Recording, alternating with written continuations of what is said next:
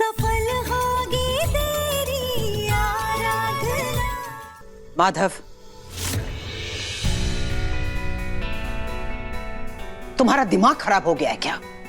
Please दीदी, मेरा sir दर्द हो रहा है। जो फैसला मैंने लिया है बहुत सोच समझ के लिया है और इससे मैं पीछे हटूंगा नहीं। सोच समझ कर लिया है तुमने या फिर गुस्से में आकर? दादी का क्या, वो तो निकल चुकी है कुलदेवी के मंदिर के लिए। क्या जवाब दोगे तुम उन्हें? दादी को मैं संभाल लूंगा, उसकी फिक्र आप मत कीजिए। लेकिन मेरा फैसला बदलने नहीं वाला। मैं आराधना को तलाक देकर ही रहूंगा दीदी। अब और ऐसे मैं नहीं जी सकता। आप आराधना की वकालत कर रही हैं, क्यों? जब आप खुद उसे पसंद नहीं करती हैं। वो देखिए प्लीज दीदी, आप जानती हैं ना आराधना ने हमारे साथ क्या किया, हमारे परिवार के साथ क्या किया है। इस लड़की ने मेरी जिंदगी को पूरी तरह उलट पुलट के रख दिया है। मैं उसे अब और बर्दाश्त नहीं कर सकता और आप प्लीज दखल अंदाजी मत कीजिए। उस लड़की का चेहरा देखकर मेरा सर फटने लग जाता है।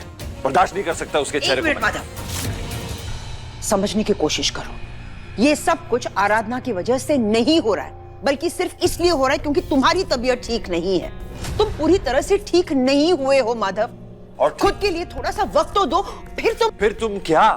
फिर भी कुछ नहीं बदलने वाला।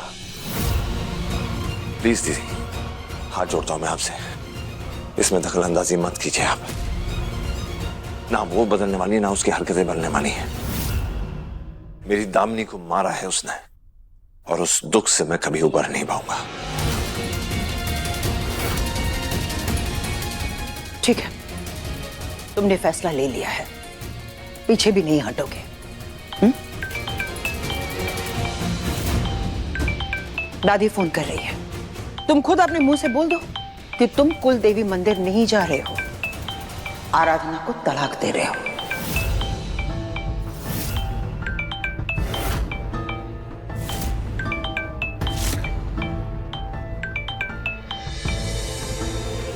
बोल दो।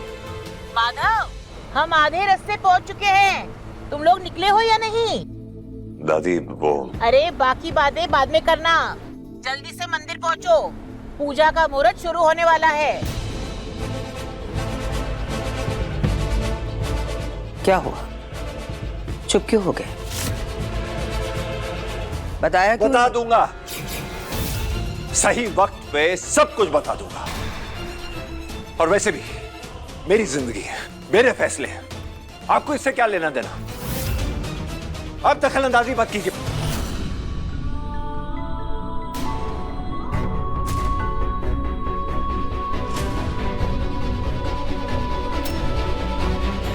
Greetings. देखो माधव,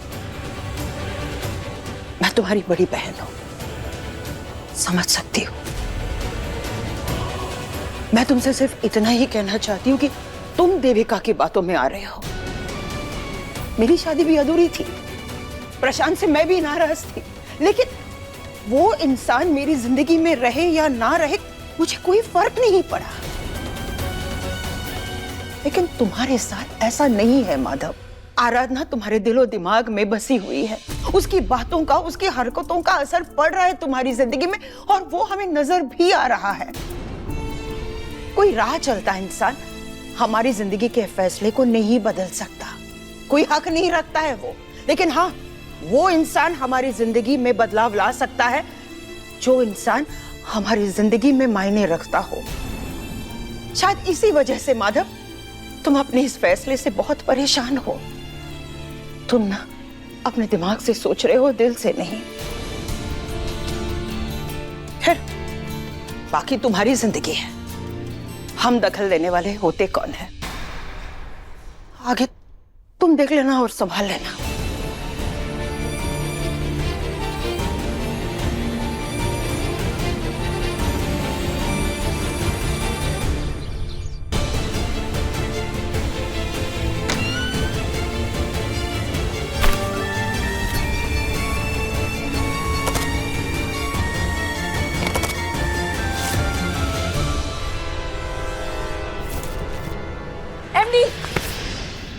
क्या हो गया आपको? अब ठीक है? वो बस थोड़ा सर फटा जा रहा है और चक्कर आ गया, पता नहीं क्या हो रहा है मुझे। आप यहाँ आइए, बैठिए, मैं दे देती हूँ।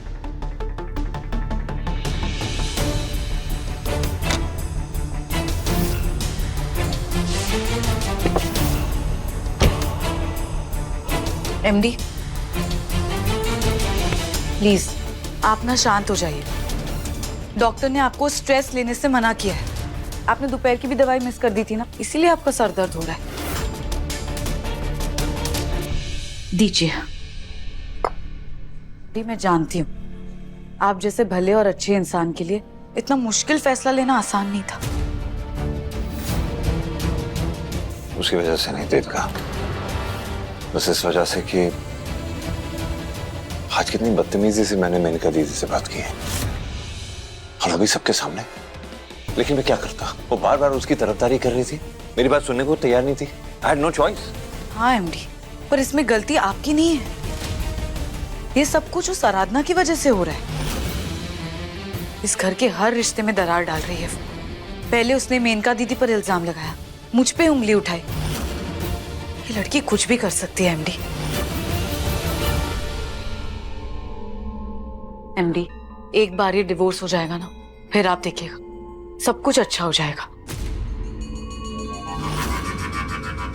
आप बस ना थोड़ी हिम्मत रखिएगा, और ये जो डिसीजन आपने लिया है ना, उससे पीछे मत हटिएगा। मैं जानती हूँ कि आपका परिवार पूरी कोशिश करेगा आपको समझाने की, क्योंकि वो नहीं समझते, पर मैं समझती हूँ आपको भी और आपके दर्द को भी। मैं जानती हूँ एक बार आराधना इस घर से चली जाएगी ना, तो इस घर की शांति लौट आएगी।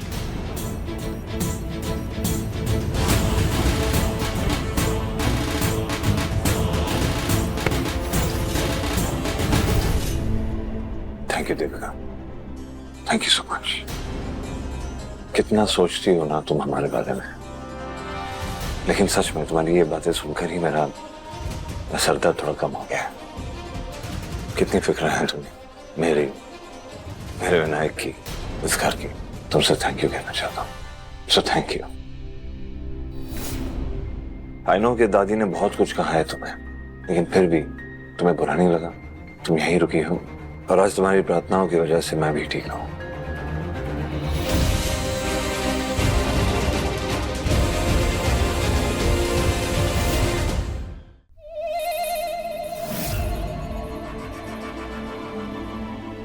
एमडी, मैं नहीं करूंगी तो और कौन करेगा?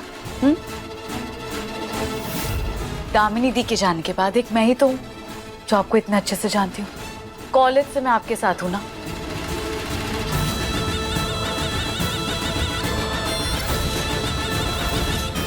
ये कल के आए लोग क्या जाने कि माधव दास है कौन, पर देविका जानती है कि उनके एमडी है कौन। मैं आपकी आंखों में पढ़ सकती हूँ, आपकी खुशी, आपकी तकलीफ, सब कुछ।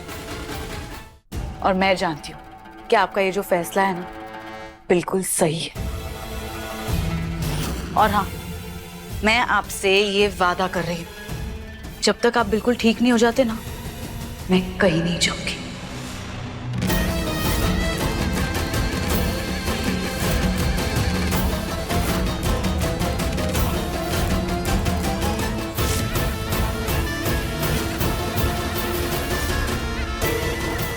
दंगल एक्सप्रेस चैनल को सब्सक्राइब करिए